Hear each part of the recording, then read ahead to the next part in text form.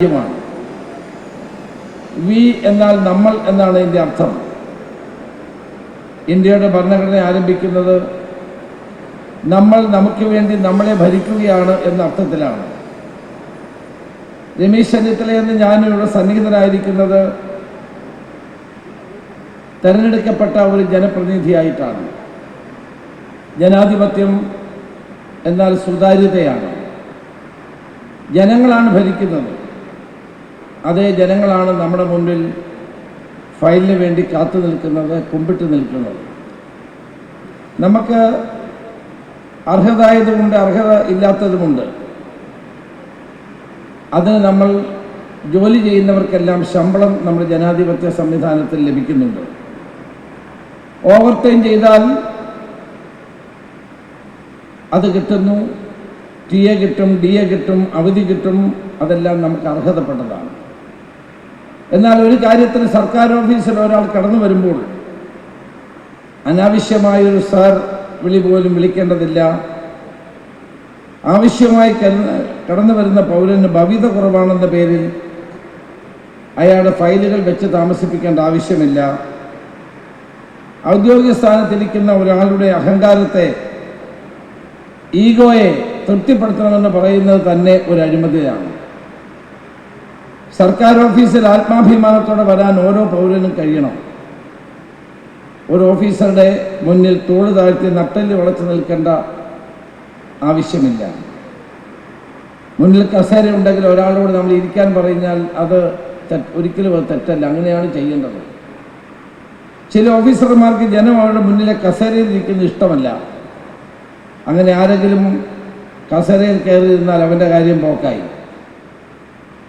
അപ്പം ജനങ്ങളോട് നന്നായി പെരുമാറിയാൽ ജനങ്ങൾ ആ പെരുമാറ്റം തിരിച്ചു തരും. അല്ലാതെ ഇരിക്കുന്ന കസേരയ്ക്കനുസരിച്ച് ജനം ബഹുമാനം തന്നോളണം എന്ന സർക്കാരിൻ്റെ കസേരയിലോ സ്ഥാനത്തിരിക്കുന്ന ആരോ അത് കരുതേണ്ട കാര്യമില്ല. 5 വർഷം കഴിയുമ്പോൾ ഞാനും വി മുരളീധരനും ഒക്കെ ജനങ്ങളെ കാണാൻ ബാധ്യസ്ഥരാണ്. ഞങ്ങളുടെ പ്രവർത്തനങ്ങളെ വിലയിരുത്തി അവർക്ക് വേണമെങ്കിൽ സ്വീകരിക്കാം, അല്ലെ തിരസ്കരിക്കാം. അതാണ് ജനാധിപത്യം. ജനം നടത്തുന്ന ടെസ്റ്റ് എഴുതി ജനം നടത്തുന്ന ഇൻ്റർവ്യൂവിൽ പങ്കെടുത്താണ് ജനാധിപത്യത്തിൽ ഒരാൾക്ക് സർക്കാർ ജോലി ലഭിക്കുന്നത്. ജീവനക്കാരായാലും ജനപ്രതിനിധികളായാലും ചെയ്യുന്ന ജോലിയുടെ ഉടമ ജനങ്ങളാണ്. ആത്യന്തികമായി വിലയിരുത്തൽ നടത്തുന്നത് ജനങ്ങളാണ്.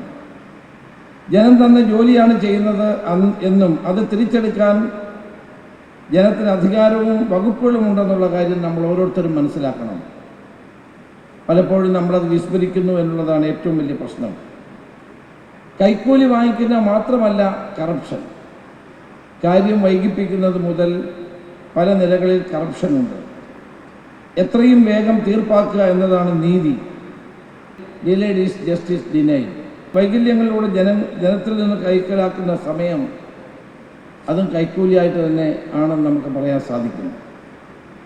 ഈ പ്രൊജക്ട് 0 എന്നൊരു പദ്ധതി കേരളത്തിലെ വിജിലൻസ് ഡിപ്പാർട്ട്മെൻറ്റ് വളരെ ആലോചിച്ച് തയ്യാറാക്കിയ ഒരു പദ്ധതിയാണ്. ഈ പദ്ധതിയിലൂടെ കേരളത്തെ അഴിമതി വിമുക്തമാക്കുക എന്നതാണ് ലക്ഷ്യം.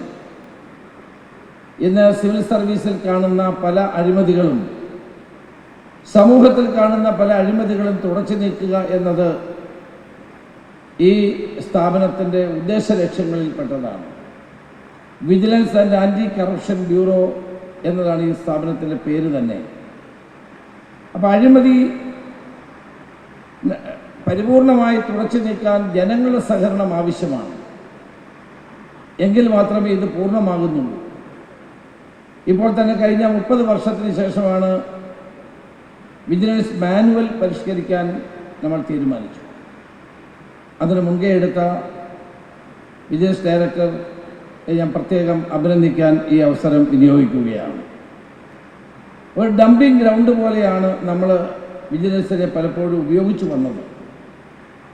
അത് പാടെ മാറ്റാനും കാര്യക്ഷമതയുള്ള ഉദ്യോഗസ്ഥന്മാർ, സത്യസന്ധരായ ഉദ്യോഗസ്ഥന്മാർ, ഫലപ്രദമായി പ്രവർത്തിക്കാൻ ശേഷിയുള്ള ഉദ്യോഗസ്ഥന്മാരെ വിജിലൻസ് ആൻഡ് ആൻറ്റി കറപ്ഷൻ ബ്യൂറോയിൽ നിയമിക്കാനുള്ള തീരുമാനമാണ് നമ്മളിവിടെ എടുത്തിരിക്കുന്നത്. കേരളത്തിലെ തദ്ദേശ സ്വയംഭരണ സ്ഥാപനങ്ങളിൽ വിജിലൻസ് ശക്തമായ പരിശോധന നടത്തി 1/2 കോടിയിലധികം രൂപ പിടിച്ചെടുത്ത് ട്രഷറിയിൽ അടയ്ക്കുകയുണ്ടായി. വലിയ സ്വീകാര്യതയാണ് ഇവർക്ക് ലഭിച്ചിട്ടുള്ളത്.